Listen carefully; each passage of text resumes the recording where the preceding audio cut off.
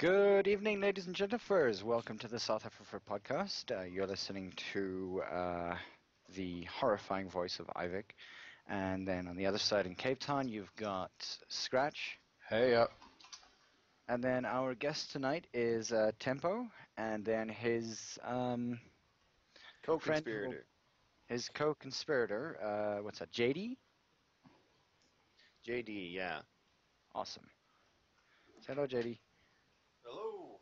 Woo! He's very far out in the background there, but I think he can hear like all we're saying. Yeah, Awesome. no. Sweet. All right, so we'll be talking about some of Tempo's, current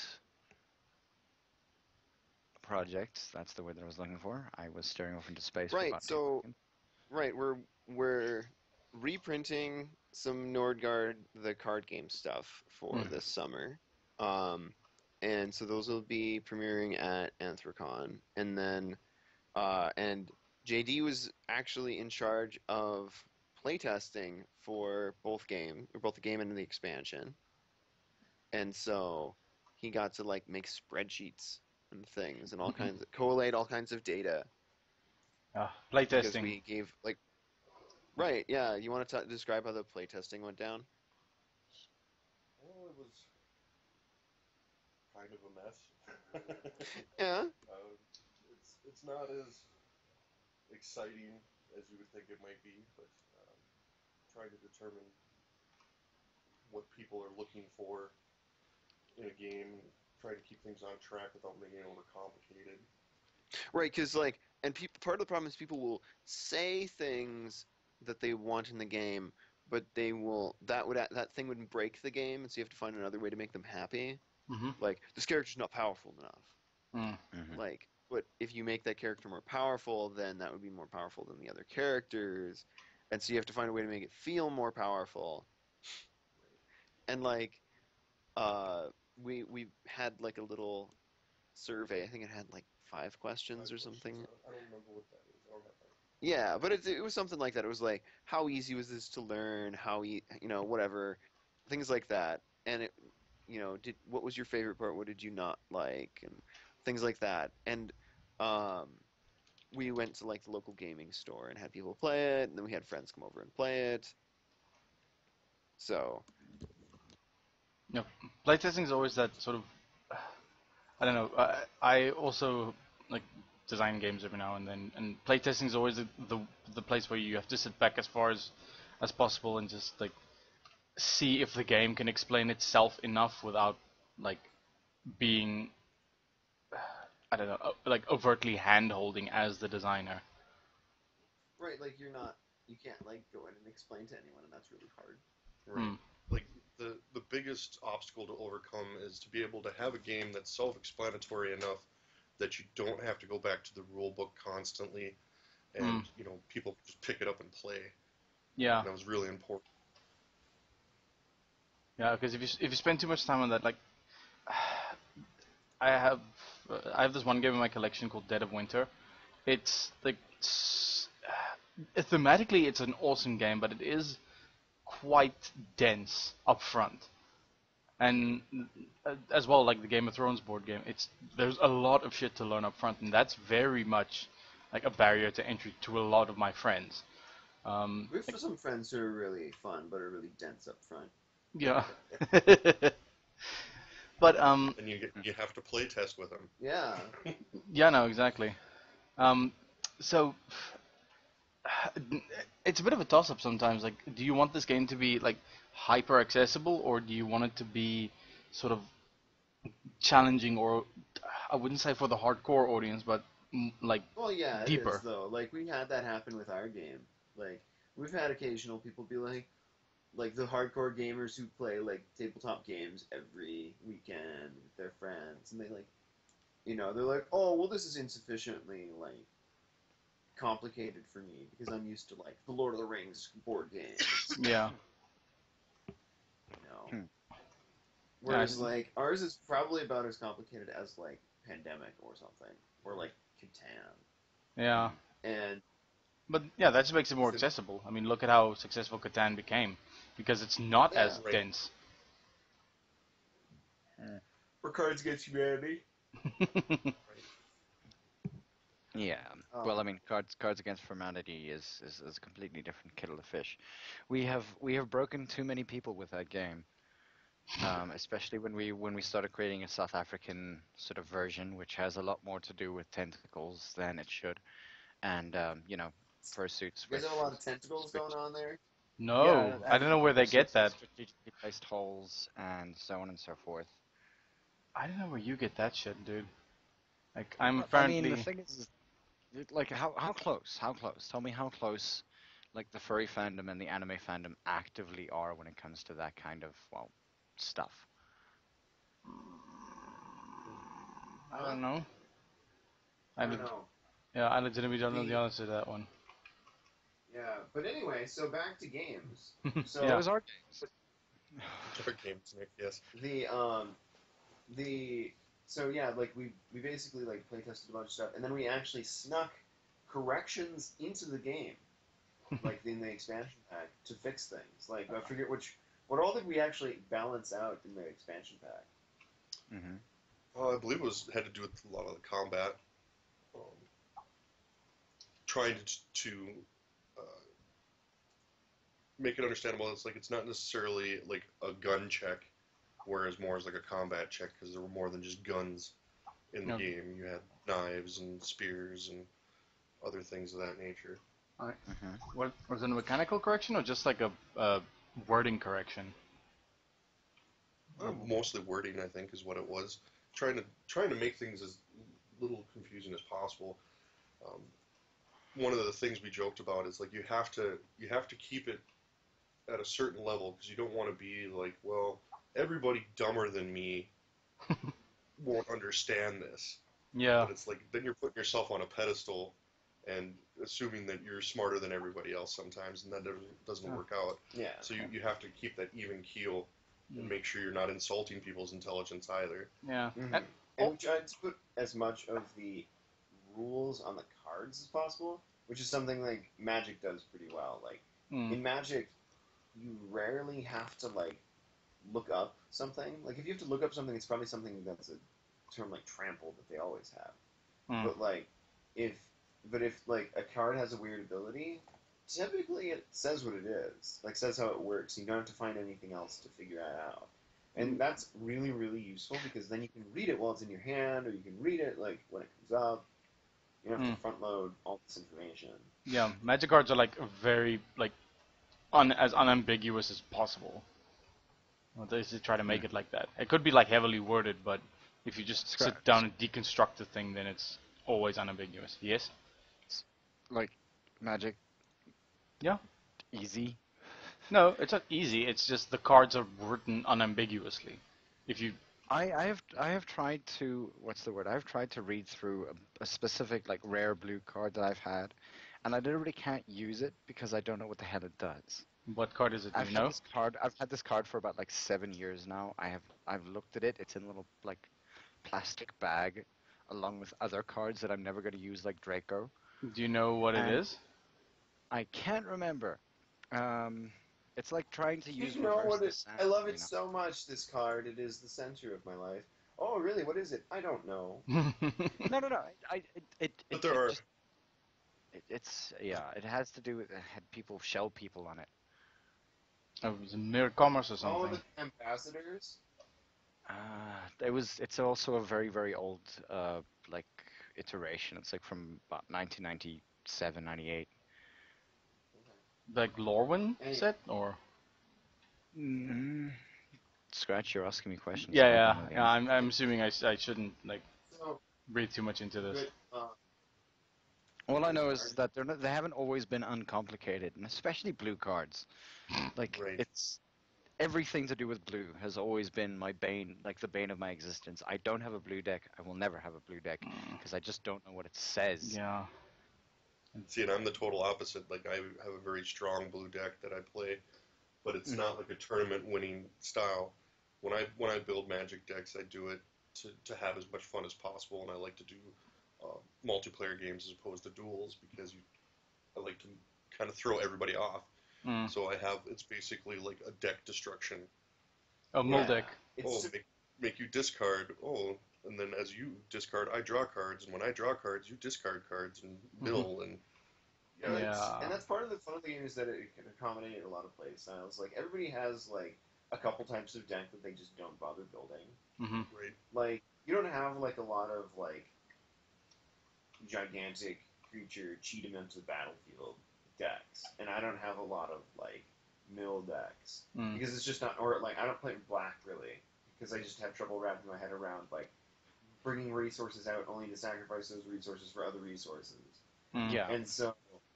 Like, yeah, and that's what you want in a game when you're working in game design. Like, that's what we thought about in Nordguard a lot, was we actually broke it down by color. Mm-hmm. And we were like, okay, what's a blue player going to want? Like, a blue player is going to want to have the ability to, like, manipulate the board and, like, change how things work. Whereas, like, who was our red one? Was it... It was Pi. Was it Pi? Yeah. Because basically Pi was, like, the tank, had the combat ability, and could get the damage dealt. But it was highly random. Right. That was why she was the red player one, because like red is chaos. Yep. Right, and then like green was that Gary and Frecky were right because they were the hulking beasts. They could carry all the stuff, and they were very simple. Yeah. Like they had more. They had 3 spaces and like 3 item slots instead of 2, and then they had one ability where they could sacrifice item slots once per game to bypass the square. And like, that's super simple, but that's all you need. Right. And then like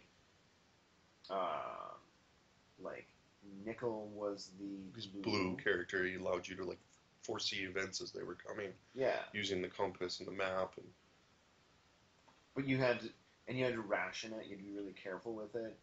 And like and then Oleg, I think, was black. Right. Black player. It's like Oleg because, like, what was it? Like, you had to do weird things with him. Like, you had to, remember the time that people booze spammed? You're right. That's the whole thing. Getting rid of his resources to get different resources. Yeah. So they would make all the booze, fill everybody's empty slots with booze, and then trade all the booze away to get other items. And then there was a time that we had someone in playtesting. They needed the one item they had. They needed like the shovel or whatever it was to win.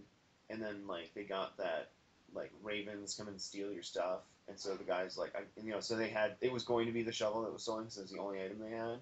And so he just filled everyone's item slots with booze. So instead of a 1-to-1 chance, it was a 1 in 7 chance. Oh. And so people do weird. And then McKay's white. Yeah, because the heel. Right. Mm. And so I keep hearing booze.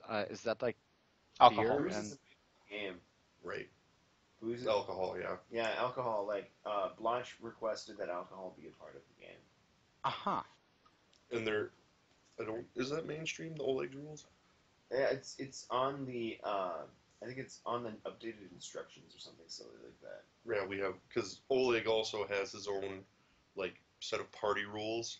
Yeah. Where it's like no, that's a promo card. That's what it is. Okay. That's we give that out at conventions. Yeah, but anyway, like it turns into a drinking game. Yeah. Oh, nice. Sweet. I would totally do that.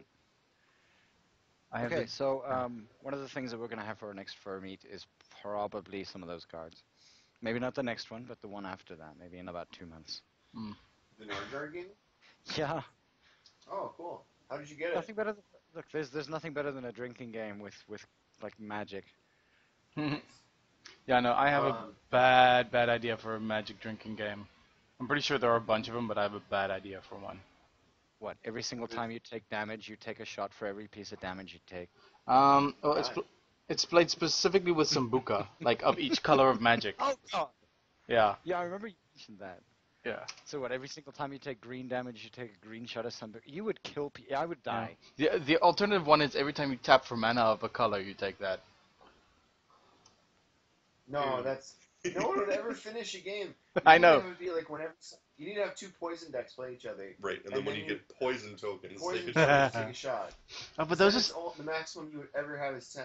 but those are such niche decks though. Like I want people to be wasted by turn 4. Yeah, but that just sounds very wrong. Hey, if you're gonna play a drinking game, go big or go home, okay? I don't necessarily think that's going big. That's just going Going home. terribly drunk. Yeah, it's like Drunk Souls if no one's ever played Dark Souls before. Like, Drunk souls? It's Drunk Souls. It's basically you play Dark Souls, every time you die, everyone takes a shot of vodka. Wow. I still, you know what kind of drinking game I want to finish still? Uh-huh. The Star Wars Marathon one. There's a Star Wars marathon one. Yep, one of the rules is that every time somebody says I've got a bad feeling about this, every time Luke Skywalker or anybody else whines, every single time C-3PO decides to correct somebody, winner of the game is a person who can take the DVD out at the end of at the end of the season. Yeah, good thing. luck.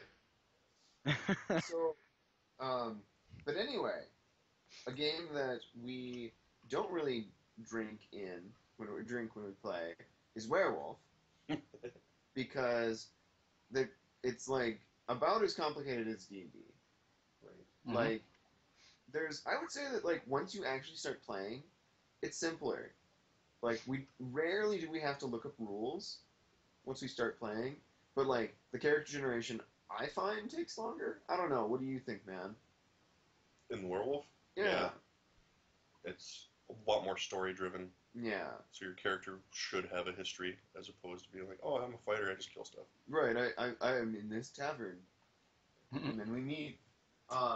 So like, Werewolf is like one of the more like realistic, like believable ways I've seen werewolves portrayed. Like, I was gonna say like another example would be like the Underworld movies, but what would you say like is a realistic like setting that has werewolves? Oh, that's a tough one. I haven't seen anything recently that really hammers it in. Because like they have like a society and like an ecosystem, which is neat. But that's like also Werewolf's greatest flaw is that like in addition to being like on the plus side it has like all this cool lore and this well developed world. On the negative side, you have to learn all of it before you can play. Right. Oh boy. Because so like the DM has to like read like the entirety of the core book before you can play, and then even then, if you want to get into the weird specific stuff, then you have to start reading other books, and they're fine. Like they're cool. They have like they're not just rules and stuff. They have like short stories and comics in them. Mm-hmm. Thank God, right? Because otherwise it would just be 500 pages of rules. Yeah, but it's But I think that's not crazy pick up and play. Like that's you have to commit a bunch of people to a game like that. Like more so than right. normal even.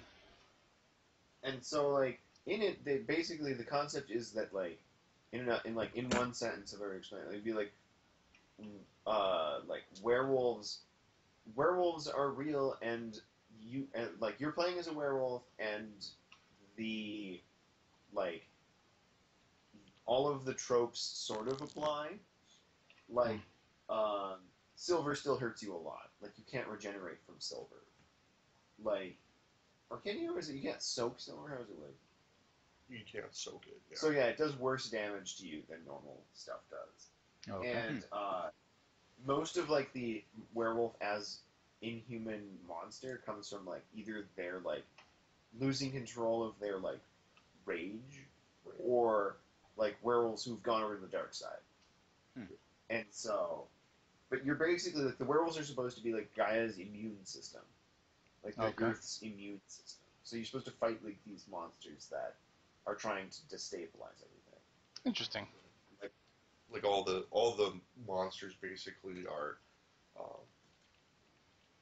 like death and destruction, like poison, things like that. Like one of the major enemies in the game is a company called Pentex. Mm-hmm. So like they're churning out like mutants, and they're destroying the ecosystem, which then harms the spirits that live there. Yeah. And then the spirits become twisted and evil. Yeah.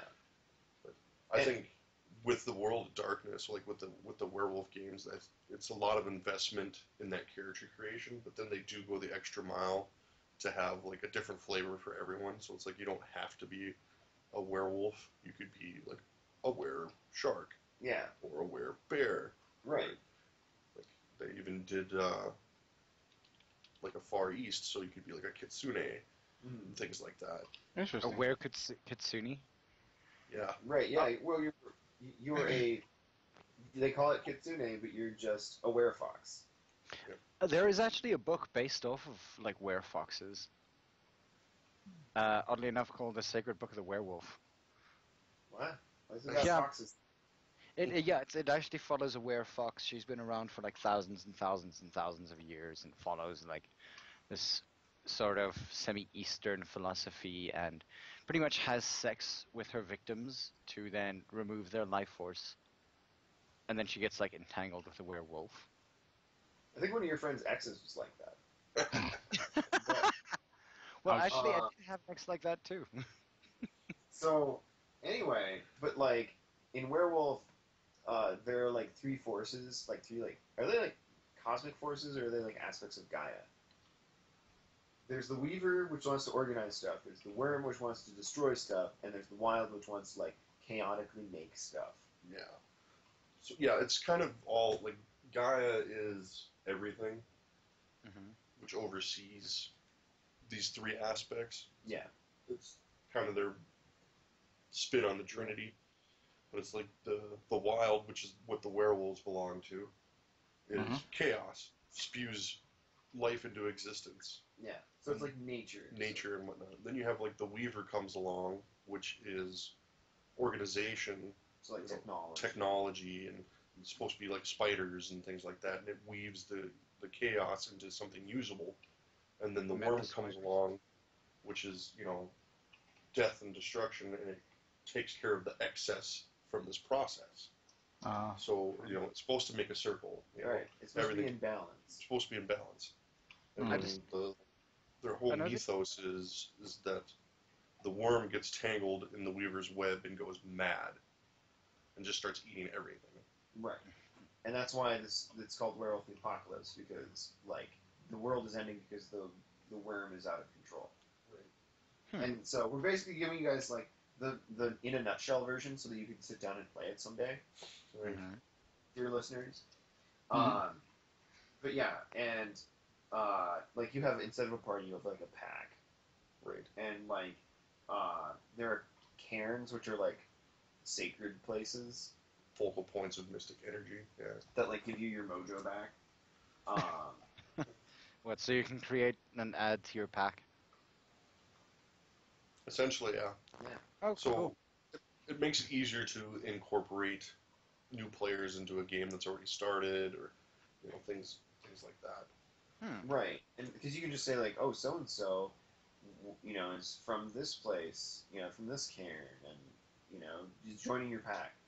And, like, one of the cool things about it versus something more generic like D&D, like, D&D is great because it can be anything, but Werewolf is kind of the flip side of that, where, like, you are required to have at least three things that say how your character works. Like, you have to have a breed, an auspice, and a tribe.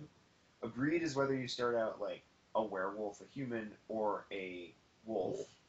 And an auspice is like the phase of the moon you were born under, and so that means you can be like a trickster, a mystic, a judge, a bard, or a warrior. But that's only your personality, like, right. And sometimes I guess it determines like what tricks you can, like what are they called? The things you can learn, the abilities. What else do they call them? They are gifts. Yeah, and then there's also like what tribe you're from, and so like. The Black Furies are basically Amazons, or their tribe. Like the Bonards are hobos for some reason. Like what? Like there's Children of God. How would you describe the Children of God? Children of God, hippies, complete and utter hippies. They're just go with the flow, and like right. Even though they're werewolves, right? They're just like, no man, like war is I'm a not the answer. vegetarian. Even though we are like a rage-filled Right. entity. And then the Fianna are like drunken Celtic warrior poets. I'm there. And then Right? the Git of Fenris. What would you? They're just like the bloody warrior. Yeah, like Viking berserker kind Yeah. of people. And then like glasswalkers have jobs. Yeah. They actually integrated into society, so like they work for corporations and they're like Right. And they like have phones. yeah. Interesting. As opposed to like, because like a lot of other werewolves would be really suspicious of like this. Oh well, why would you need to have this phone on you all the time? Like, you know, you must be tainted by the Weaver. And Yeah, then the Very much like a code monkey could totally be like a werewolf and integrated in society, like living their life. God, I could just imagine one of them where, like, working in accounts. Suddenly, like, somebody makes a massive fuck up on one of their, like, things, and then they go completely and utterly rabid. Throw the desk over, and then, like, throw somebody in the face with a computer. Yeah. Right. And like the glasswalkers are fun. And then like the red talons like are basically the opposite. They're only wolves and they don't like humans. And then there's like the shadow lords are assassins. Right. They're all like all political. Yeah, they're schemers. Right. They're like, yes, we totally agree with what you have to say as long as it benefits us. Can you possibly get like a secretary bird as a werewolf? You mean like in Lion King? Yeah. Like a were Oh, avian. Oh, Dangly. like Suddenly turns into fuzz. yeah, you could be a were crow. A were-crow. Yeah, like if you're like a were raven, it's the Corax. I think so. And you can like those are basically like Gaia's like spies, like intelligence officers, and they don't have any rage, and so it's really great because like all these werewolves are like they have an actual like quantity, like an actual stat called rage that like goes up and goes down, and like were crows or were ravens don't have that, and so they're just like the werewolves are constantly like flipping out and like ripping open the side of a building, and the were ravens are sitting there with their like little Bluetooth headset, like trying to coordinate everything, and it's like, oh, why? Like, you know the scene in the action movie where the guys in the stakeout van are like watching it all go to hell, and they're just like, no, dude, why? That's what. That totally reminds me of that one bird from Surf's Up. Didn't watch that movie. A were-penguin. Definitely a were-penguin. Well, The Silent Striders are like messengers, Mm-hmm. and Silver Fangs are like the royalty, complete with being a little too like purely bred, and so overly they're pompous. And well, they're a little inbred. And then like the Stargazers are monks, the Upatai dealing spirits, and like the Wendigo are like white people who are mad about, or they're angry. They're native werewolves who are mad about white people werewolves going out there. Oh, okay. What? Yeah. They're like the indigenous peoples. Oh, okay. So the actual, like, sort of following proper Wendigo lore and things like that. Yeah. Right. And like, you can, instead of having just like human form and wolf form, or human form and werewolf and wolf form, you have 5 forms. So there's like a near man form where you want to think like Wolfman.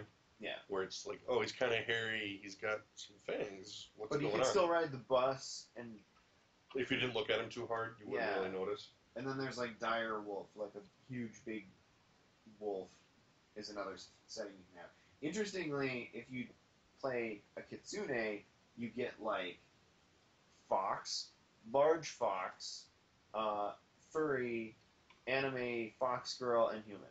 Yep. Because you just have like ears and a tail. But yeah, like, that's basically the game. And like, so the reason that like the world hasn't discovered the werewolves yet is that there's this thing called the veil, which is like what keeps humans from recognizing that werewolves exist. And so they're just like, oh yeah, like that was a really big dog that ran across the road. Yeah, man, that really was. That was crazy. Or did you see that big hairy dude? Yeah. flip that car over. You must have had like an adrenaline rush. Right, exactly. And so like that's how they write it off. And so the whole game is like set around that. Like the mage version, like the wizard version of this game. That's how you spend most of your time trying to find ways to like rationalize for people how stuff could be. So like if you want to flip a coin and like make it be heads instead of tails, you can do that for like very little magic and like at very little risk. Oh, But if you want to like Turn a car into a dragon. and fly away, Yeah. then like you need to be a super powerful mage to do that because otherwise it's gonna break reality and like humans will go insane and like People can't rationalize it, therefore it becomes more difficult to do. yeah. Okay. That makes sense. Anything that's sort of on the side of concealment or like hiding the truth from someone or like putting the odds in the favor of the werewolves in this case would be easy to do. Chaos. Right.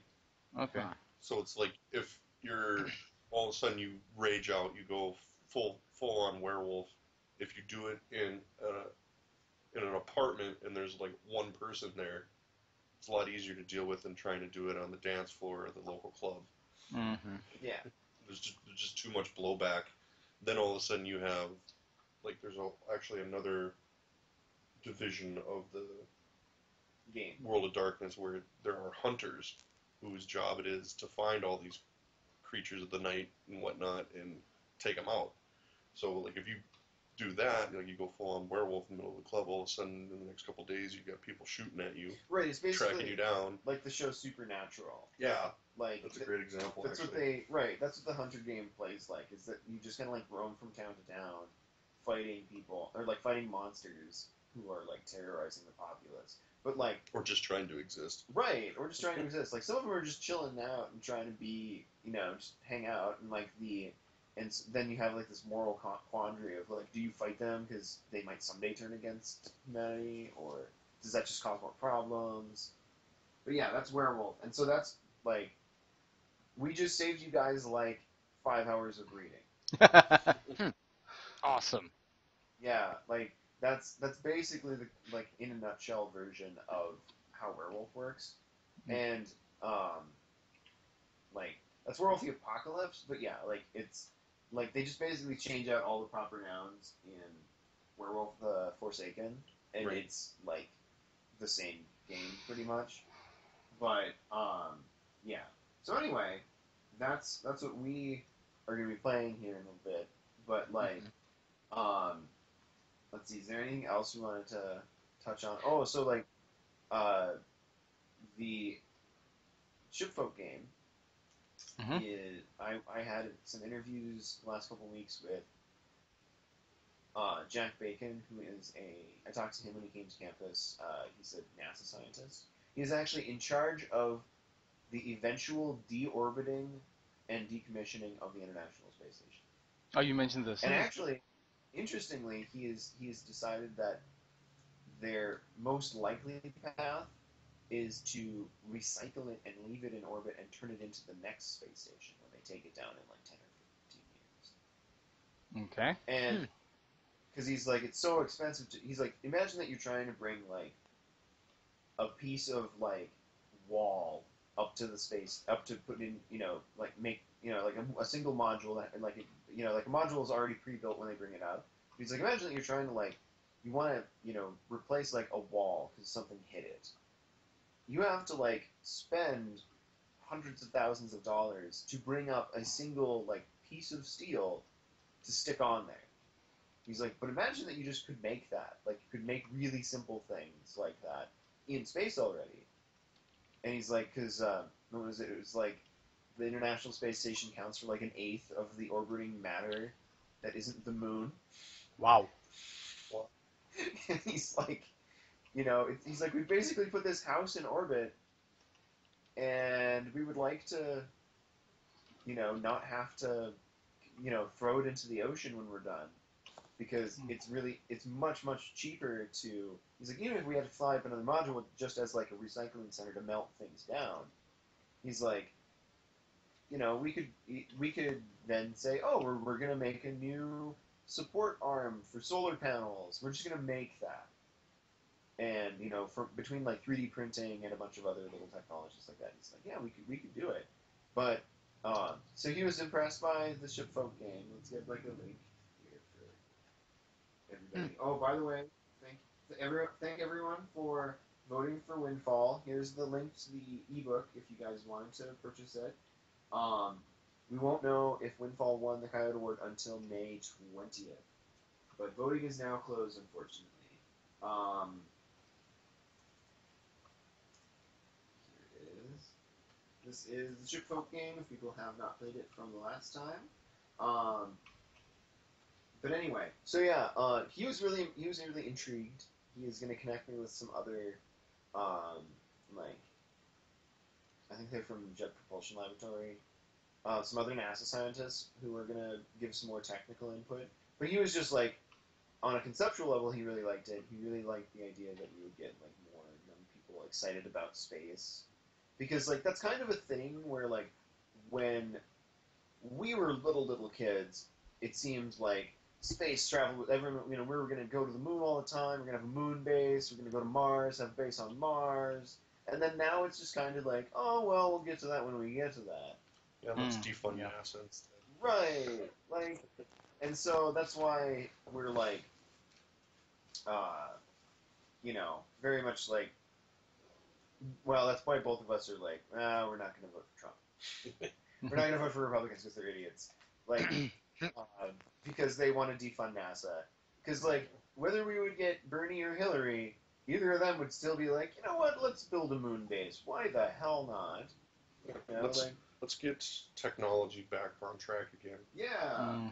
And so, but anyway, and then I also talked to, I can't remember how to pronounce his last name. He was from a place called Speak Dolphin, which is I don't know if you guys saw that someone captured an image of a dolphin echolocation. Like, they'd squeak, like dolphins like echolocate, and then they like to communicate with each other, will send each other like an echolocation image. Mm-hmm. And so he captured one, and it just is a picture of himself. It's just a like grainy picture of a dude floating in the water. And so it was really interesting. Jack Kasowitz is that how you would say that? Kasowitz. Kasowitz, yeah. He's a scientist there, and so he actually consulted on like the dolphin aspects of it. So like how the dolphins behave, like dolphins like have a concept of territory, he explained, but not a concept of like ownership. Mm-hmm. So like it would be weird. It'd be like, this is my space. The stuff in it just kind of comes and goes. Like, this is my apartment. This TV, I mean, you can take it if you need it, I guess. Whatever, it's not mine. You can't own a TV. But, like, that would be, like, the dolphin attitude. And he also talked about how he had, like, he's been studying the same pods of dolphins for, like, 30 years in the wild now. And so they, like, know him as, like, the guy who brings all the interesting toys. And so he brings, like, scarves for them to mess with, and, like, colorful snorkels, and like he built like a keyboard that you can hit with your nose to be able. It has like, and the keys are things like, if you hit the triangle, he'll like throw like a blinky light ball, like a dog toy blinky light ball out, and they can mess with that. Or if you hit the star, it'll button on the keyboard, he'll like put out like a weird like floater toy for them to mess with, and like. He has gotten it to the point where, like, he can hit the button and they'll give him the toy back. Wow. And he's like, the cool part is, I don't have to teach the baby dolphins to do this, because the adults teach the baby dolphins to do this, and it's been going on for 30 years. Uh-huh. He's like, so I'll just show up, and I'll meet a dolphin I've never met, and one of the other dolphins will just go up and, like, show them how to play the game, and they'll just play the game. But, no, I mean, I know that they've been talking about this for quite a long time in respect to whether they're actively learning things via intelligence, or whether it's being sort of done via what do they call it? Like specific motions that you do. Like certain they're cues, reading your body language or something. Yeah, like it's called the they call it the clever Hans effect.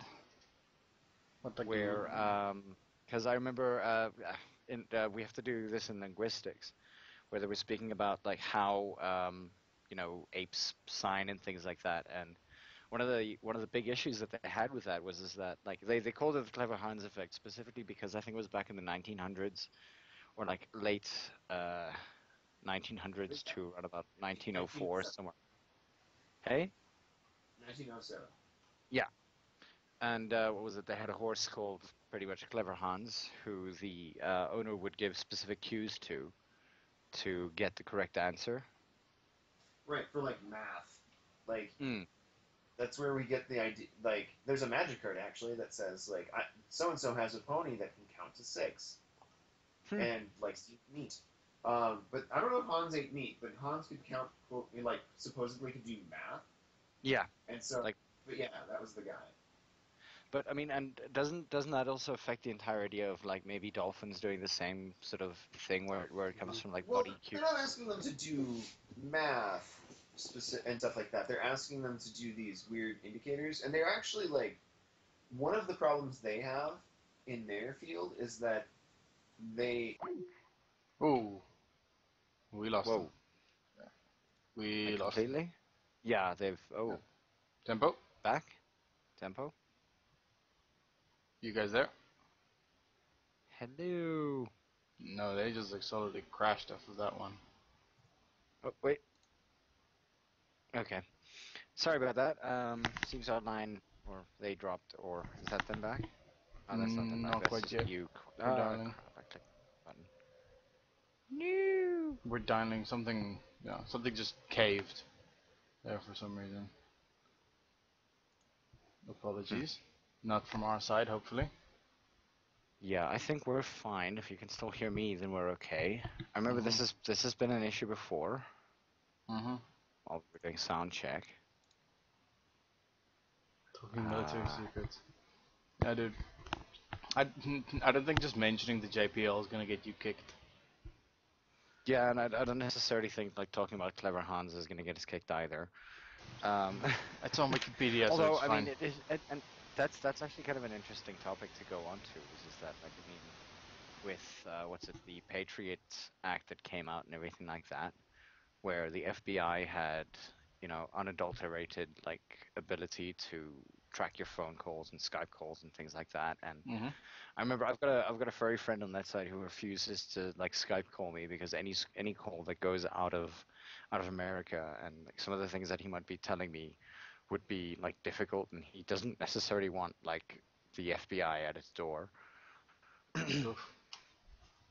Yeah, That's really crazy. it's pretty insane. I mean, like, screw the Fourth Amendment, screw like pretty much a whole bunch of amendments that give you like normal rights. But hey, Patriot Act is good. They keep disconnecting. How about if they called us? I'm gonna just try and kick this call and then reinstate it. Uh-huh. Let's see if this happens. Ladies and gentlemen, there will be a little bit of downtime for a second. Should be back momentarily.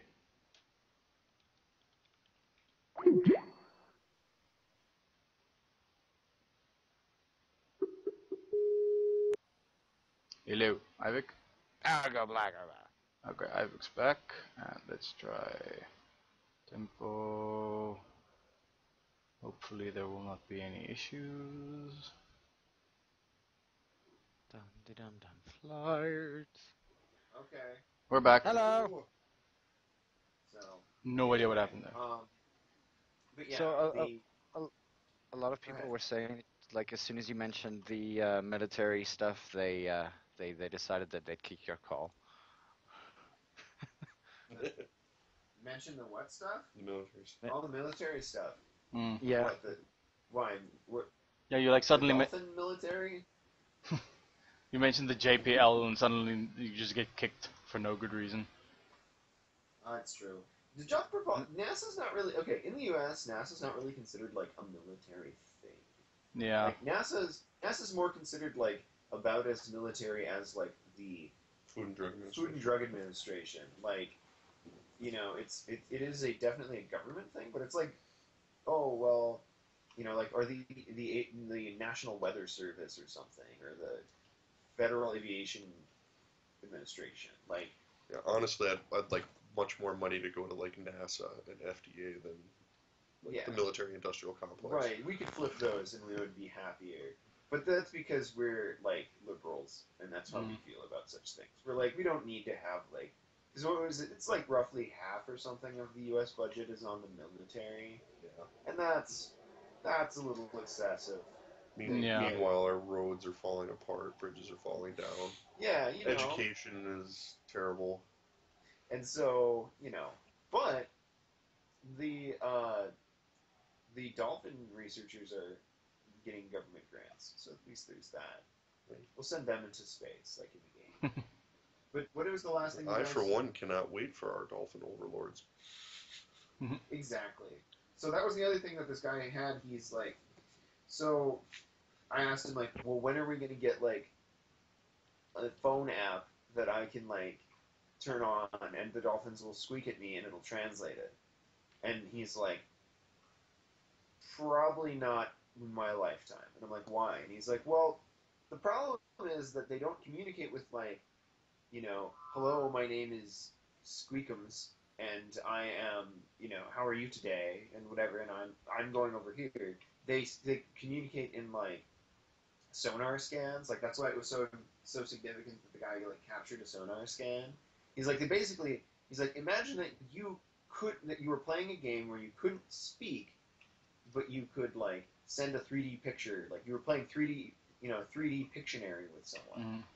So like, And he's sort of, like, yeah. Like traveling abroad and you can't actually like communicate with each other, so you have to resort to images. Yeah, and he's like, that's how they talk all the time. He's like, yeah, they have some squeaks that mean some things, but he's like, if they really want to like get a specific concept to you, like go to the boat, they would show you a picture of the boat getting closer to you, like in sonar, and so it would be a sound image, like a sonar image of a boat getting closer to you. And he's like, that's actually a very difficult thing to translate into words. He's like, because they don't label anything. You don't know. The computer can't know that that's a boat, even if we would look at it and be like, huh, that's a boat. Like, here, let me find the radar scan of him. That's an interesting concept. It's like, instead of like go to the boat, it's like, the thing over there. Bring yourself closer to it. Yeah, here it is, right on the front page. So, this is the sonar scan that he captured. I think that's him or one of his assistants. But like the dolphins, that's how the dolphins like echolocate. They would get about that kind, and that's about the best resolution we can capture. We don't know how well they can capture images, and so. Okay. Holy crap. That is really cool, really freaking awesome. That is bloody amazing. Holy crap. Right, so. Wow. It captured an image of what a dolphin saw when echolocating a human. Huh. And so he's like, yeah, they can squeak to like scan things, and he's like they're probably also just that's their main method of communicating with others, is that they'll squeak the image of a human, like the hologram image of a human in sonar to someone. He's like, it's interesting because like he's like, it's not just a photo, it's a 3D image that they'll send you. So like they'll be like, go to the human who, he's like, they're able to tell them apart even in scuba gear, and he's like, go to the human who has like this density of stomach fat and he'll be the one who will like, give you the treat, like give you a fish, and like he's like, they'll know that. He's like, he's like, they'll remember that from year to year. He's like, they learn to like ignore our cameramen. He was telling me about. He's like, because they don't. He's like, they're not allowed to do anything because they're taping the whole time. Mm-hmm. He's like, they learn to just ignore them because those are the boring ones. Oh, okay. And he was also explaining that much like in like a pack of like wolves, there are in a pack of dolphins there are jobs. Like there are dolphins who are like in charge when they're going hunting, and then there are dolphins who like are sentries, so like will float around watching for trouble. And then he has the ones that he calls their ambassadors, who are the ones that come and interact with him all the time. Oh, okay. He's like the other one. He's like some of the other ones are more wary, but he's like some of them are just like, hey, what's this? I'm gonna check this out. What's going on? In Werewolf, they'd be like the Ragabash or something, because they're just like, oh yeah, what's this? I'm gonna check this out. And he's like, we assume that this like normally is for them to like make friends among other pods of dolphins, or like find new interesting things or whatever. And so yeah, but you can actually watch a bunch of like this website has a bunch of cool stuff that he has worked on in his research. That's really cool. Yeah. Let's see. So let's see if there are any questions in the chat. That we,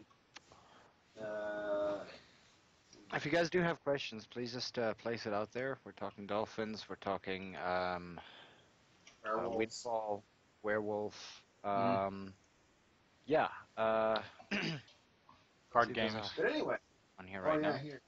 So anyway, but yeah, we probably won't get censored talking about NASA. Yeah, probably not. NASA wants us to talk about them because then they might actually get money. Yeah. Mm-hmm. But yeah, SpaceX landed a rocket on a barge. Nice. Yeah, I heard about that. Mm-hmm. Yeah. That's pretty exciting. I'm a big fan of Elon.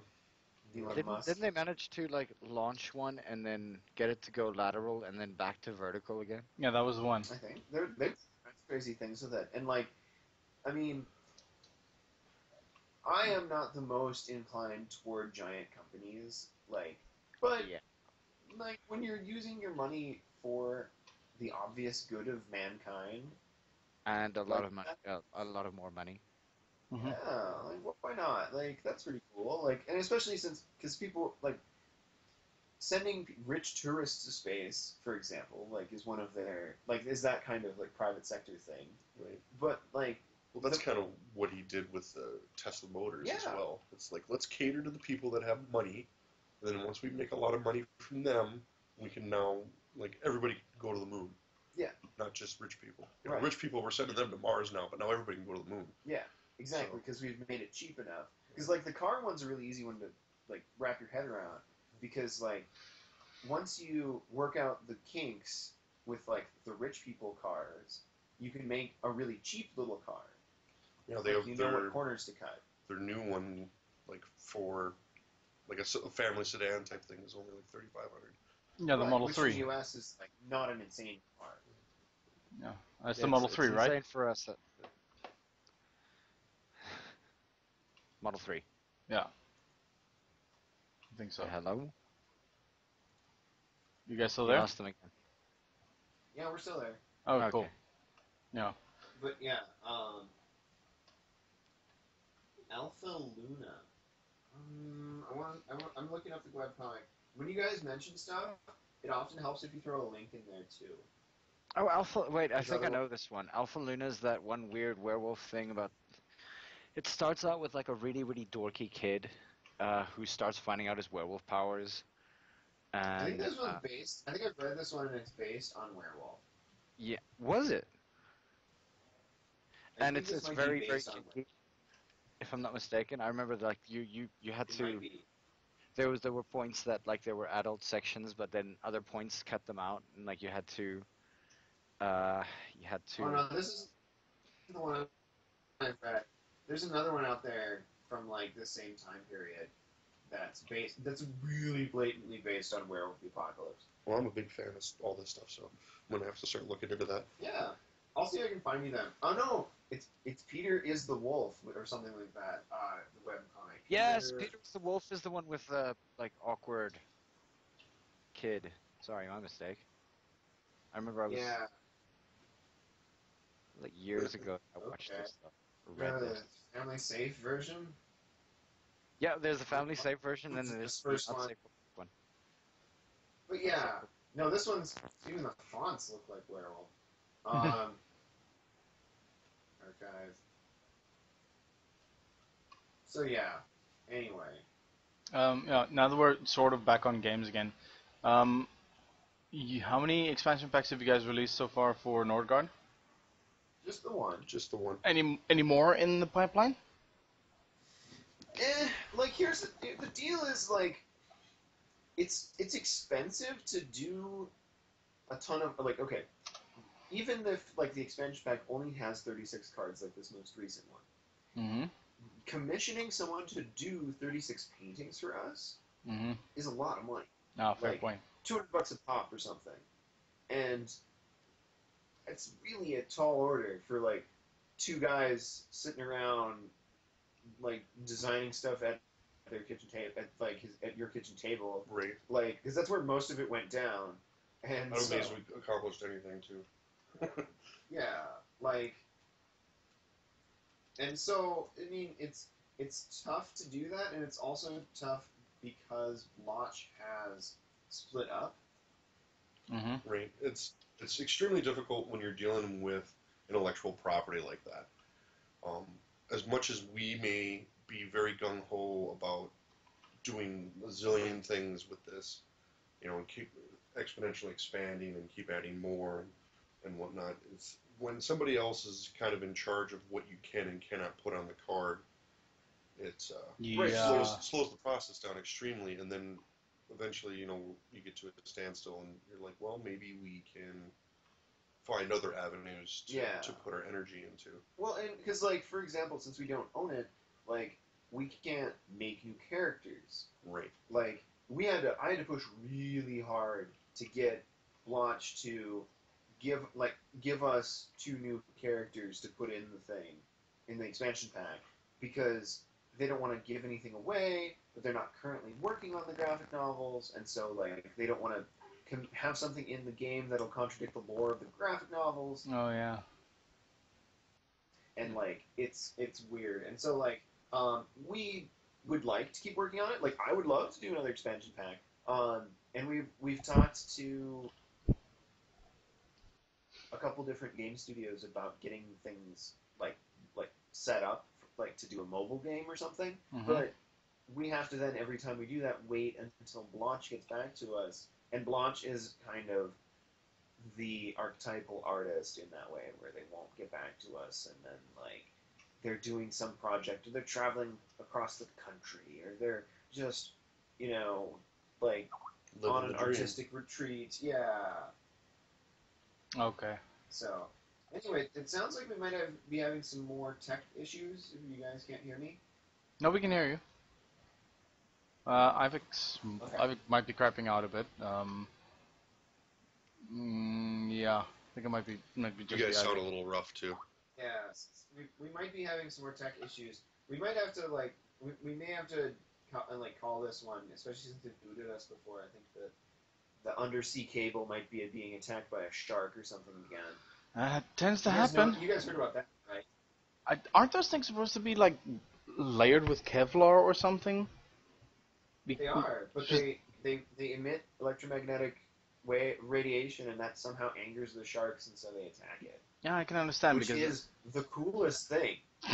That's the thing you'd have in a metal music video is you turning all these bulletproof vests into a casing for this internet cable, and it gets attacked by sharks at the bottom of the ocean. That's like a Metalocalypse video. that is pretty metal, yeah. Oh yeah, I mean it could be something like that. I do see some issues with our stream. Yeah, we're having it's getting a little hard to hear you guys, but no, it was good to talk to you guys. I'm reading this nearby alien planet may be capable of supporting life because it's in the habitable zone. It's in the Goldilocks zone. It's not too hot, not too cold. 16 light years from Earth.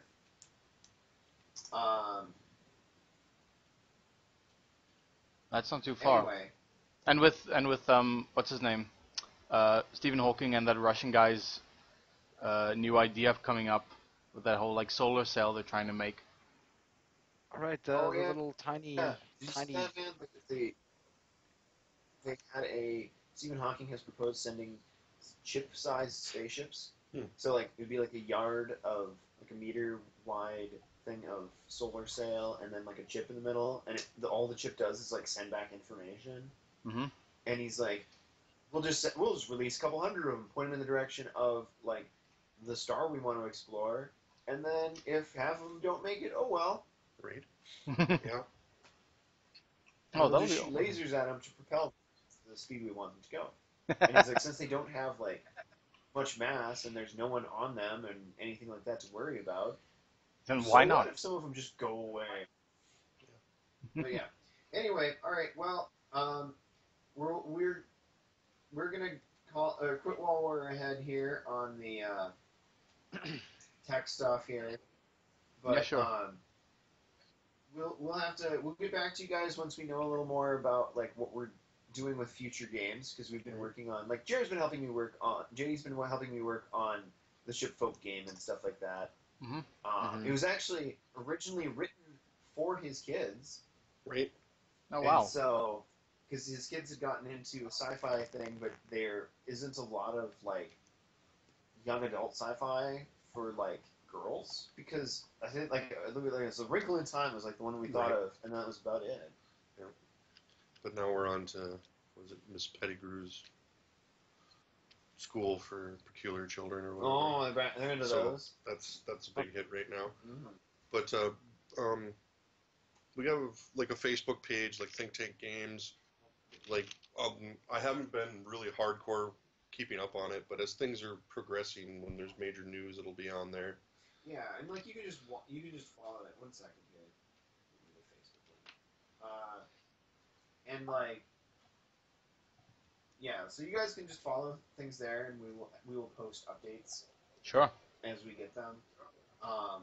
But yeah, like we're working on that. Like Chroma has been proposing this idea for a dragon-based game because he wants to draw a bunch of dragons, and we're that's in like the early stages. Like we keep basically sending that one back to the drawing board because it gets a little too complex. Like Right. one thing that we would probably caution people about in games is that you don't have to include every mechanic that you can think of in your game.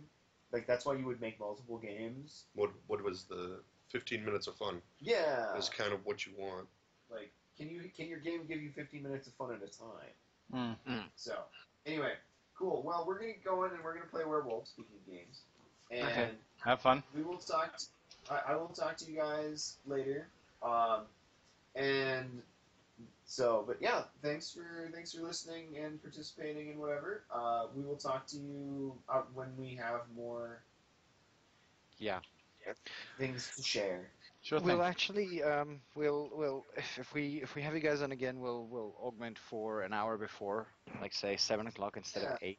We'll try to And get like, to there. and whatever, like it's not the end of the world. It's just like this is like I work late into the evening a fair bit, and like Yeah. you know you have your family, you have to go hang out with your family. So this is like one of the few times we could play. So Mhm. yeah. But anyway, all right. Well, we'll talk to you guys. We'll figure it out. Yeah, thanks for Yeah, sure. having us on. It was great. No, it's all Thanks good. for joining. Always nice to have you guys on. Yeah. Have a good Alright. night. Cheers. Cheers. All right. So that was fun. Yeah, it was awesome. Yeah. Like that was actually pretty epic. So when are we creating like a game that's like South African specific, Dude, I have no idea, to be dead honest. Like, like a card game, something? we can try something like that, but I mean, gonna take a bit of, jackals. uh, there are so many avenues you can go down. I mean, like, where exactly do you want? What do you want to start? Do you want to make it like a living card game, or Well, something funny, imagine- or what? And an interesting thing is that like if we could go along storylines and things like that, and an interesting idea, and we're actually putting this out to the community here. I know that Anpu wants to make a game, but like I'm thinking tabletop games and things like that, like lore based and things. I was actually thinking like a particularly African-based. Like, I mean, I know that a lot of the politics that we tend to use and all that kind of stuff tends to be this whole sort of westernized idea of um, a lot of tropes and things like that, and those tropes get placed out there. And I mean, Scratch, you remember that game that came out of where was it? Kenya? Mhm. Something like that, where we look at what would have happened had uh, Africa been left to Africans Oh, without the colonialism and and so on and so forth. what game are you talking about? Are you talking about democracy? No, man, not democracy. It was like a third, not even third person, like top down game. You play this prince. Oh yeah, I forgot what the And name was it in that. was Yeah, there was a it was Kickstarter for it sort a of while like back. Final Fantasy. Yeah, Esque. it was a Kickstarter about that a while ago. I remember. But I mean, like if we use, say, the ideas of Africa either before colonialism or directly after colonialism, created a fanciful world from like an African perspective, or even like maybe Eastern perspectives or things like that. But I mean, like if something has to come from South Africa, then I mean we're not truly Westernized anyway. Well, we're very very Westernized. But the thing is that like you know, we do have our own history, and I don't necessarily like this idea of piggybacking on this idea of werewolves and things like maybe something more, you know, Afrocentric, I guess. Mhm.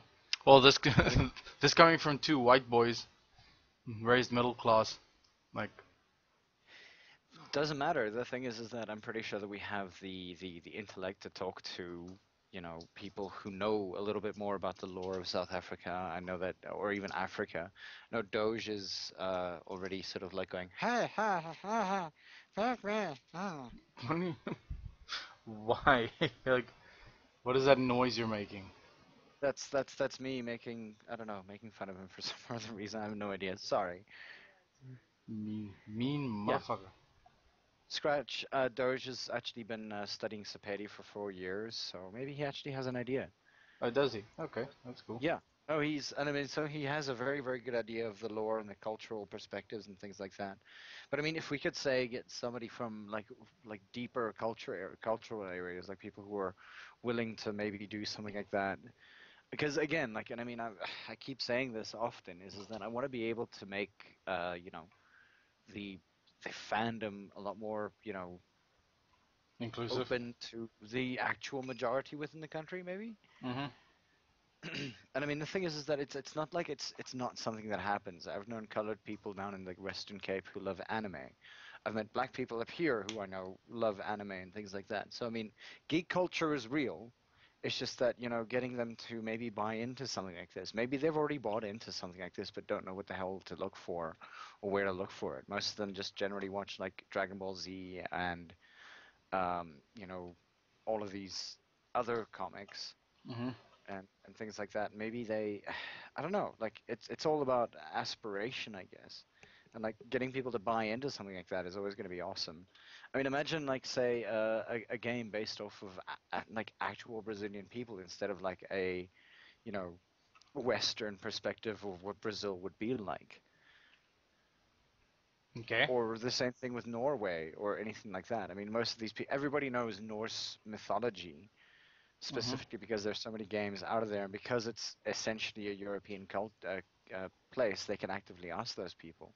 But like whenever they portray, African things, it's like, oh, war, war, war, more war, and then some more war, and whoring, and war, And and death, much death, and like I mean that's always an interesting perspective. I know that what was it? There was a short film like four minutes, like it's a little skit that they put onto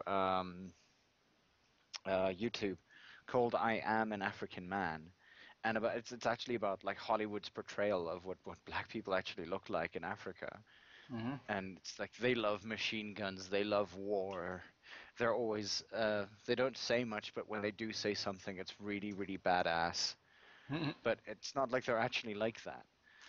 And I mean, like, there's a lot of stuff that we tend to miss out because of the portrayal of Western society on top of an African perspective. You're gonna sit there going, like, you guys have no idea what you're talking about. Mm. I mean, even Blood Diamond was, really, really crappy at actively, portraying what Africa was like. Yeah, no, that's kind of true. I mean, look at Tempest saying like making a South African version of Grand Theft Auto. Um, like not even SA, like actually African. But then again, I mean, like we say that this is funny. We say that this is like, oh God, this would be so fun.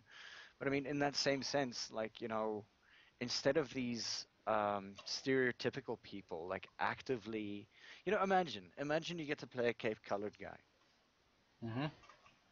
and like specifically from Cape Town or from the Western Cape or someone like that, and maybe thinking about like GTA or anything like that, and parking guards and all of these things that are being placed into there, like from our perspective of what civilization is like. And I mean, they have that accent. They have that completely different perspective of everything. It's not like putting the Antwoord into, a game or anything like that. Mm. But I mean, I know that there's a guy out there. My sister used to date him, but he was creating a comic that was also like from sort of what would South Africa look like after the apocalypse. Oh, interesting. It's very, very interesting. I saw like three or four, or maybe I think 4 to 5 pages. I think I still have it around here somewhere. Like I remember I got it for free. Lucky you. Uh, 'cause- yeah, well, I mean, at that point my sister was dating him, and he's like, dude, like, just take this, and I just don't know where it is. It's still stuck in its little like plastic paper. He signed it and everything, or maybe I bought it. I'm not sure.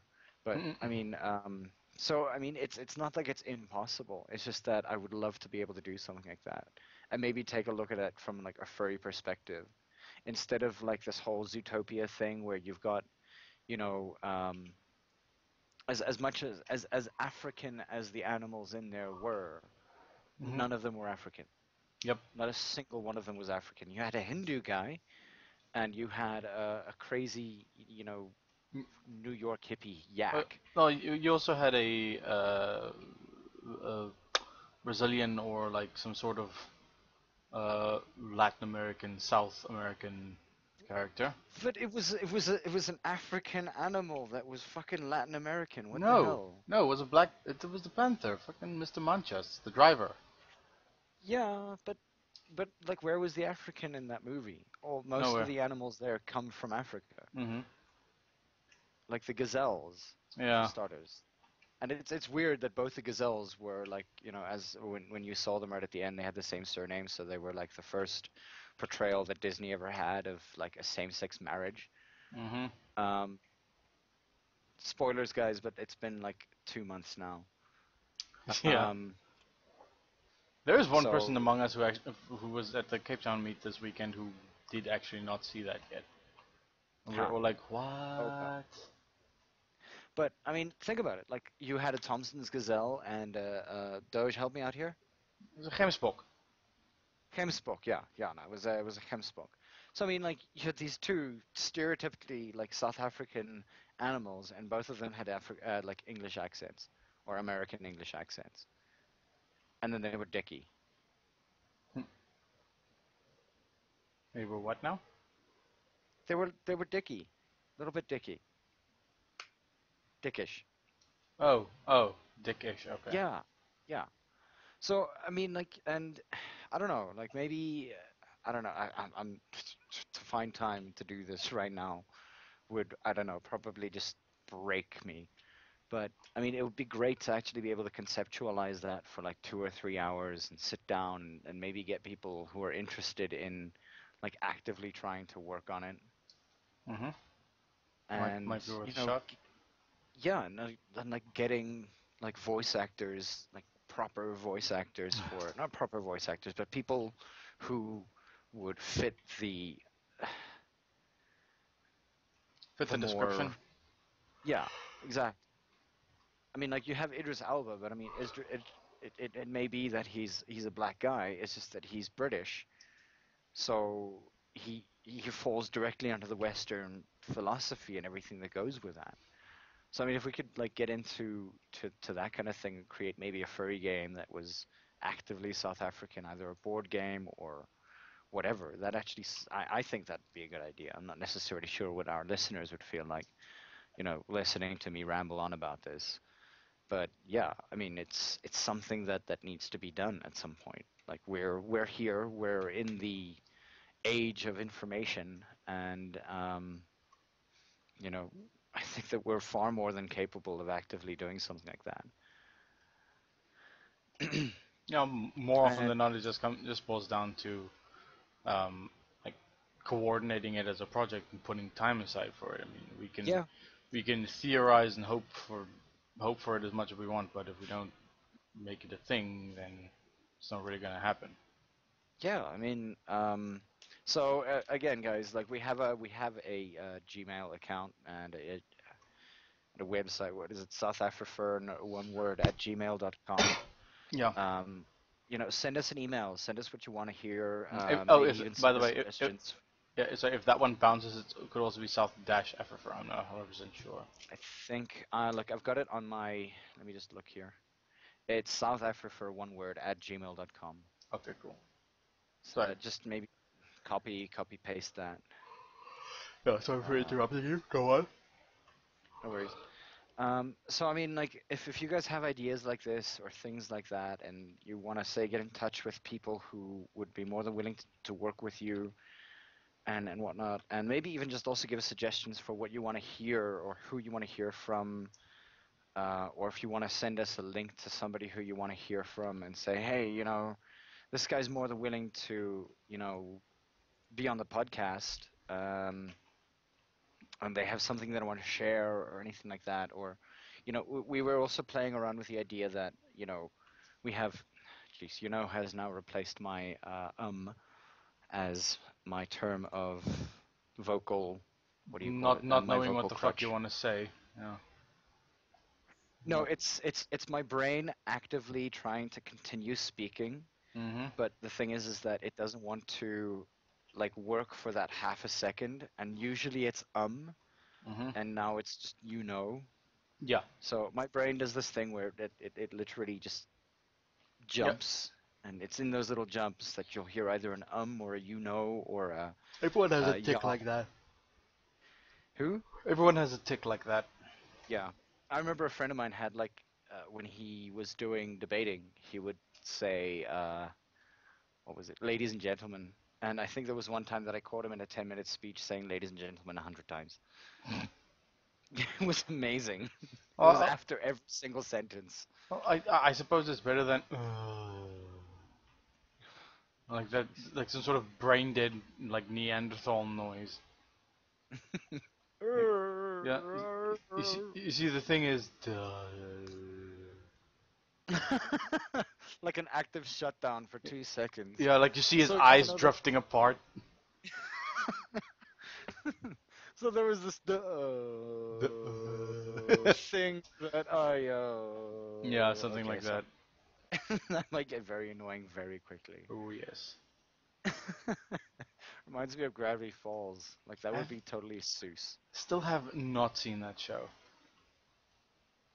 Finished season 2 today. It was epic. You say that now. Yeah. No, no, dude. Like seriously, it's there are like ciphers and things like that in there that you have to be like very, very quick to see and everything like that. It's bloody amazing. Okay. You still there? Yeah, yeah. Yeah. No. Like I would recommend it. Like heavy. Okay. Okay. Might give Um, it a look see at some point. yeah. And yeah, so I mean, just send us a mail for things that you want to see on South Africa. Um, Doge and I today and yesterday kind of started doing Let's Plays. Okay. Yeah, he's Yeah. got OBS on his computer, so we started actually playing. Feel free to use Um, the YouTube channel, obviously. yeah, no, I think we're probably going to use the YouTube channel for that, but I mean, like probably about 3 or 4 episodes a week. Um, and we'll see how it goes. Like play over the weekend and do like a whole bunch of stuff with the video on the Monday, Tuesday, Wednesday, Thursday, Friday, Hmm. and then send them out like per day. Right now we're playing Final Fantasy 12. We're like terrifyingly boring, actually. We don't really talk that much, and when we do talk, it's kind of weird. Uh, there's the sound of a flushing toilet in the background every now and again. I get up to make coffee. Yeah. I You might have to prop a mattress up against the door just to silence it a bit. Yeah, no, the door was open Ah, because hence. things. Yeah. Hence flushing toilet, but that was like in episode 6. Yeah, we've gotten that far. Um, we sort of break every time that it's convenient and come back every time that's convenient. So yeah, we yeah, our YouTube channel link. Oh, check it out. Got it here somewhere. Got it. Oh, you got it. Okay, cool. So yeah, so subscribe to it, have a listen. I know that most of our YouTube videos actually, or our podcasts go on there, but yeah, that's the one thing that we were thinking of doing, like putting up a couple of Let's Plays and things like that, and uploading that. And the other thing that we're actually thinking of doing is like a midweek 15-minute chat, say like a little newsreel thing or whatever. Scratch, I don't know if you're like willing. Define. Like what you want to do Well, with I it. mean, it would mostly be off air. So we'd actually like do a couple of these things, maybe talk about furry news, talk about South African news for like a good 15 minutes, cut it there, talk and like I was thinking of getting Raven involved to do like little animatic animations for it, Mm-hmm. um, and and yeah, then uploading those for midweek stuff. If you want, sure. But yeah, I mean like. And then obviously then the Sundays are for podcasts, which will be the hour-and-a-half long videos that you guys see there on that link, the youtube.com/south-afrifur. And yeah, I mean like most of our stuff is on there. I know that a lot of people tend to. I've been checking the stats, and a lot of people watch like about 15 minutes. So I think 15 minutes things on the Wednesdays would actually be something interesting where we maybe talk about a little bit about the guests that we'll be having that weekend, maybe a little bit of news, or if we found like an interesting article that Flera or Adjective Species has, posted, then we talk about that, and then we like go to those or speak about those various like specific topics that they're dealing with. And yeah, obviously Tempest has said that he's willing to help with Let's Plays and things like that. So yeah, I mean, like again, south-afrifur isn't just one person's dream. It's pretty much what we kind of thought of doing for everyone. And again, like your contributions or whatever you want to help with, well, we're open to ideas, I think. Yep. So yeah, just pop us a mail. The website mail is right in there. And yeah, I think that's my little rant over. Scratch, do you have anything you want to talk about? Oh yeah, Doge came down to your side on Saturday, Friday was it? Friday evening, yeah. I heard you guys got like super drunk and then played chess and then continued super drunk. Yeah, I can't. Yeah, I can't speak for super drunkenness. I was the designated driver, so yeah. I had to be, dude. I mean, Cape Town's crazy with the cops on the fucking weekends. Especially but that's exactly Doge really didn't want to believe me when I said that. Like he was messaging me going like, yeah, no, dude, I think I should go all the way home. And I kind of sat there going like, are you no, mad? You're not going anywhere. Yeah, because until you're outside of Belleville, and even beyond Belleville, you'll probably be pulled over. And frankly, you don't want a longer trip home. Yeah. Yeah, so he ended up crashing at my house because the airport's anyway closer to my house. Yeah, than I going thought to as much. Freaking Like, Kleinmond or wherever the hell. Yeah. But yeah. But yeah, no, I mean, like him crashing there is probably a very good idea. So that was good. No, it's always hell knows it's much easier to drive from the airport to the airport from my house than it is going back to Kleinmond. No, true. That's just derpy. What was it? So yeah, like we're more than willing to take suggestions and like people like if there's somebody out there that you really want to hear from that we haven't actually had on the channel yet, or that we can manage to get a freaking hold of. Yeah, I yeah, don't, yeah. No, no, yeah, you know who I'm talking about. hmm that's gonna be a difficult one. I've kind of, oh yeah, for next week we're gonna have RK Oh, cool. from, yeah, from Culturally effed. Culturally Effed. Um, he's recently hit the 1,000 subscriber mark. We actually GG. started out round about the same time, and we're sitting at almost breaking the 100 subscriber mark. So woo! But yeah, I think it's just because our videos are very long form, Hmm. and a lot of people don't necessarily want to listen to them because they're a bit too long form. And I understand that issue. I do. It's really not that big a deal Yeah, for us. And like I said, we're beginning to look at, like, changing up the format of it. the format a bit and maybe making it a little bit more user friendly to people. Yeah, and So yeah, I mean, even if we start doing let's plays, it's at least a little bit more visually interesting. yeah, I mean, like Scratch, obviously, you're more than welcome to do the same thing, upload when and where you can, so that we have, like, Gauteng plays or Gauteng first plays or south-afrifur plays, and then you play, and then maybe every now and again we'll like all gather together as a team on League of Legends or something like that, and then Mm. fuck around for a while. Well, yeah, or Heroes of the Storm, which I'm better at because I don't know. Like I have zero investment in like LoL or Dota. Like I love watching it, but I suck at playing it because I don't have the patience for it. You can always play what's the word? Like random missions in Warframe with us. Warframe, I kind of want to try.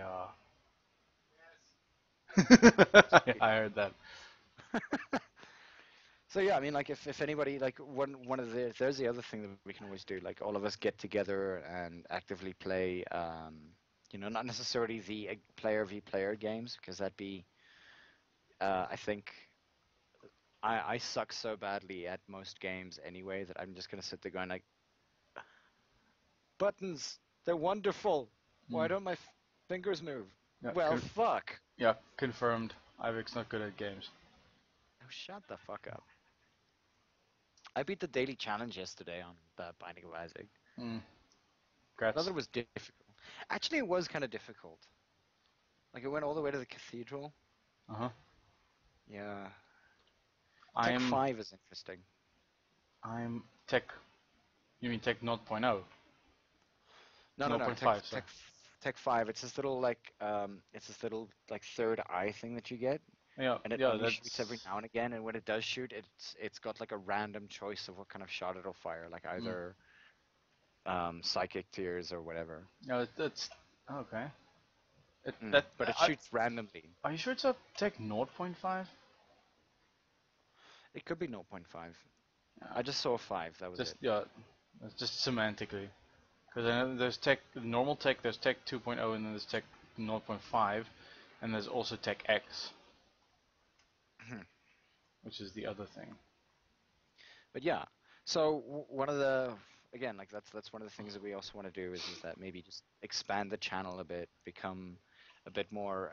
It always feels like people think that we're closed to other people's ideas, but the amount of times that I've actively said, "Hey guys, contributions if you want, let us know what you want to hear from, what you want to hear about, whether you think our format is shitty or anything like that, then let us know and maybe just give us a little bit of constructive sort of criticism." We could work Because from there.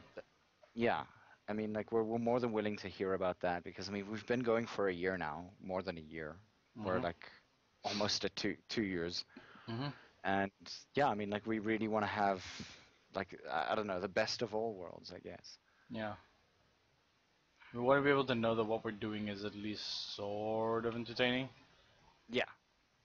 So yeah, and if it's not, like let us know so we can fix that shit. Mm, Oh boy, not where I want to be. okay. So yeah, that's us coming to the end of the podcast, and Yeah. I hope you guys liked our last half hour of random chatting about like maybe creating games or whatever the fuck we want to really do. We're gonna have a meeting about the South Afrifur Con that will be happening next year. Scratch, was it June? July. God, always July.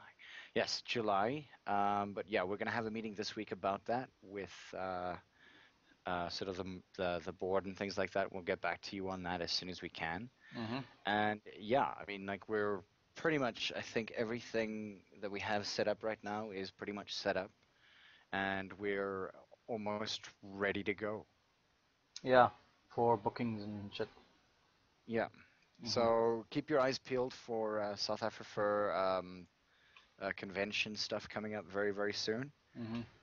And yeah, obviously thanks again to Tempo and was JD Mm-hmm. for joining us. I know that they've gone offline now, so obviously they can't hear me, but whatever. Thank them anyway. And obviously thanks to Honan, Victor, Waffles, Far Cry 69 2003, Kinkin ZA, Rickon, Soft Pause, Arashi, Glitch, Drakova, Tempo, Tempest. Any other names that I've left out that haven't? Did I say Iron? Yeah, I said Iron Wolf Tempest. Yeah. Larg. Did I say Kinkin ZA?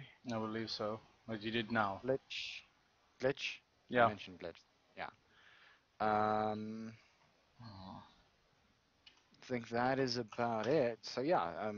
Thanks again for listening, and those of you from first furry.fm, thanks again from your side. We really, really appreciate your. Continued support. Thank you. I had that in my head. It just didn't want to work. Yeah. Uh, Sometimes you just gotta like blurt it out. Continued support. For obviously listening to us from all across the world. We really do appreciate it. And yeah, I mean, we'll see you guys next week. Like I said, we're gonna have RK on from Culturally Eft. And please, if you guys,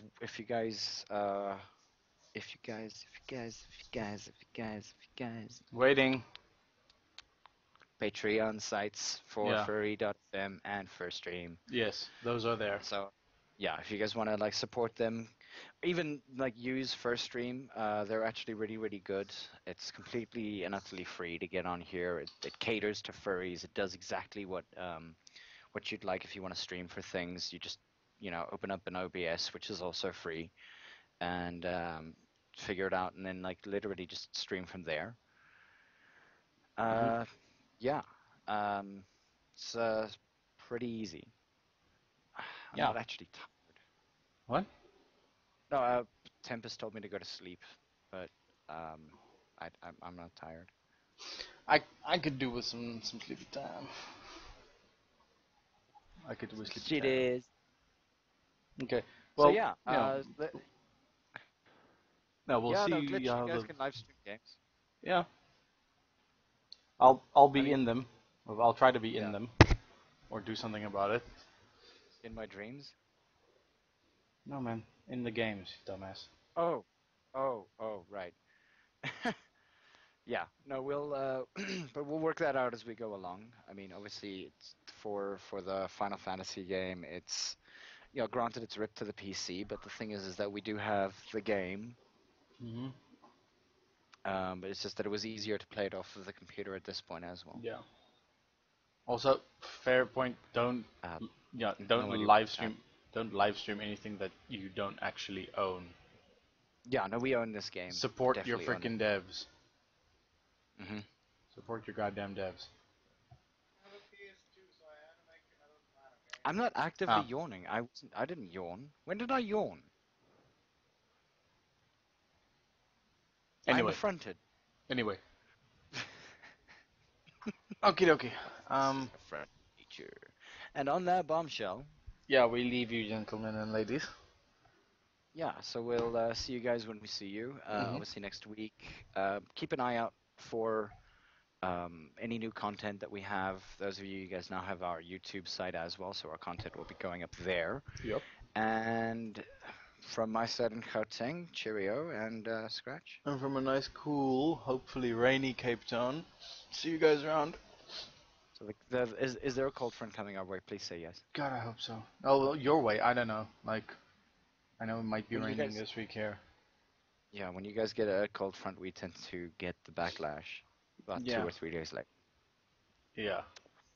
I can Because only hope. today, yesterday, the day before that, it's been like sunny and 29, 30, 29. Lekker.